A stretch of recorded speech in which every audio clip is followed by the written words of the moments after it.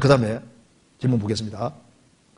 나는 신앙생활을 잘하려고 더 나은 직장보다 현재 신앙생활을 잘할 수 있는 그런 현재의 직장을 택했는데 세상에서도 잘 나가고 신앙생활도 잘하고 잘 풀리는 자매를 보면 질투가 나서 힘들어요. 제게 필요한 말씀을 주세요. 여기 이제 나는 신앙생활을 잘하려고 더 나은 직장보다 현재 직장, 신앙생활 잘할 수 있는 직장을 택했는데 세상에서도 잘 나가고 신앙생활을 잘하고 잘 풀리는 자매를 보면 질투난다. 그런데 이게 이제 이게 결혼 안 한 자매님이 이게 썼는지 결혼한 자매가 썼는지 그걸 모르겠는데요. 일단 결혼 안 한 자매가 썼다면은 신앙생활을 잘하려고 더 나은 직장보다 현재 직장을 택했다. 잘한 겁니다. 소득이 적어도 신앙생활을 잘할 수 있는 직장 택한 거 잘한 겁니다. 그런데 세상에서도 잘 나가고 신앙생활도 잘하고 잘 풀리는 자매 보면 질투가 난다. 질투가 나는 건 좋은데 있을 수 있는데 힘이 들어요. 힘까지 들으면 안 되는데. 사람마다 달란트와 재능이 다르잖아요. 하나님 각 사람마다 인도해가는 코스가 다릅니다. 하나는 이러고 하나는 저러하고 길이 각기 다를 수 있는 거예요. 그래서 이렇게 일이 잘 풀리는 자매를 보면 안 보면 되잖아요. 보면 얼른 돌리고 주님 바라보면 될 겁니다. 그런데요, 여기 이제 문제는 이렇게 이제 결혼한 자매의 경우는 나는 신앙생활을 잘하려고 더 나은 직장보다 현재 직장을 택했는데 결혼한 사람이라면은 남편이 먹고 살만 하면요, 가능하면 결혼생활을 안 하는 게 좋아요. 집에 자녀 키우고 집에 있는 게 훨씬 낫습니다. 근데 형편이 안 좋은 경우에는 그래도 직장 중에서 이렇게 좀 신앙생활 잘하려고 좀 이렇게 돈은 적게 물릴지라도 이제 그런 직장을 택할 수도 있지 않습니까? 그런데 여기에 어떤 경우든 간에 세상적으로도 잘 나가고 또 신앙생활도 잘하고 그런 걸 보면은 질투가 난다 그 말입니다. 질투가 올라올 수는 있지 않습니까? 그런데 누가 잘 풀렸는지는 모르는 일입니다. 그렇잖아요. 세상적으로도 잘 나가고, 근데 그 잘 나가는 것이 신앙생활을 잘하면서 균형을 잘 잡으면 좋은데 세상적으로 잘 나가면은 상당한 위험도 있습니다. 내가 만사가 형통하고 잘 돼가고 일이 잘 풀릴 때 조심하라고 성경이 말씀했습니다. 왜냐하면은 하나님을 잊어버리게 될까 조심하라. 이스라엘이 가나안 땅 들어가서 먹고 살만하고 잘 돼갈 때 하나님을 버렸거든요. 그래서 경제적으로 일이 너무 잘 풀리는 게 꼭 좋은 게 아닙니다. 그러다가 신앙생활은 하는 것처럼 보이는데 신앙은 뒷전이 되기도 하는 거예요. 성경에 서머나 교회하고 라오디게아 교회 두 개를 비교해 보면은 라오디게아 교회는 나는 부유하다, 부유하여 부족한 것이 없다고 했습니다.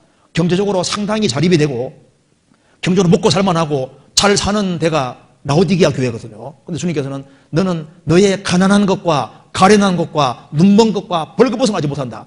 주님께서는 가난하다고 하셨는데 서머나 교회는 환란이 있고 궁핍이 있고 장차받을 환란이 있는데 실상은 부유한 자라. 믿음에 부유한 것이 부유한 거예요. 그렇기 때문에 어떤 경우든 간에 신앙생활을 잘하려고 하는 그쪽이 훨씬 지혜로운 겁니다. 세상적으로 잘 나간다고 해서 그게 꼭 좋은 거냐?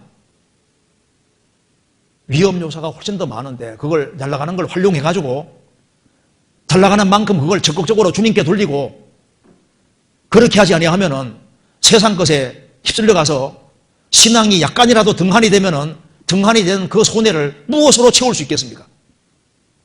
세상에서 신앙적으로 손해본 것은 이거는 만회할 길이 없는 거예요. 그러니까 다른 건 다 손해봐도 되거든요. 그러니까 물질을 손해볼 수도 있고 다 손해볼 수도 있는데 친구도 있고 다 이럴 수도 있는데 신앙생활을 잘하는 것은 손해보면 안 되는 겁니다. 이건 절대적으로 손해보면 안 되는 거예요. 그러니까 주님 앞에서 신앙생활을 잘했다. 이건 하나 이름 얻어야 됩니다. 그 사람 신앙생활을 하나 멋지게 했다. 우리 주 안에서 아름다운 이름 얻어야 되는 거예요. 춘천에 제가 전도하러 옛날에 여러 번 갔었는데 그게 양구에 산 자매님이 암이 걸려서요. 그 옛날에는 길이 안 좋았습니다. 말하는 길이 굉장히 안 좋은데 그게 매 주일마다 그 아픔을 끌고 계속 참석을 했거든요. 양국 당시 교회가 없었으니까.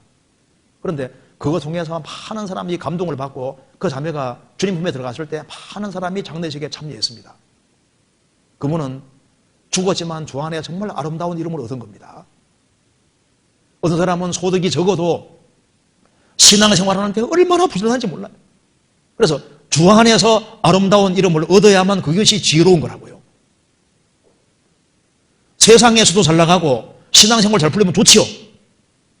그런데 그것이 지속이 되면 좋은데, 그런데 시간 지나가서 세상적으로 더 딸려가는 식으로 되고 다른 것이 등한이 되고 주 안에서 해야 될 일이 많이 있는데 그걸 뒤로 하고 이제 세상적으로 좀 딸려가게 되면요. 왜냐면 그 손해는 아주 막심한 거예요. 그거는 보통 손해가 아닌 거예요.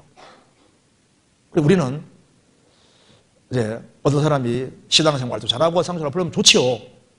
축복해 줄 수 있는 겁니다. 잘 되기를 바라죠.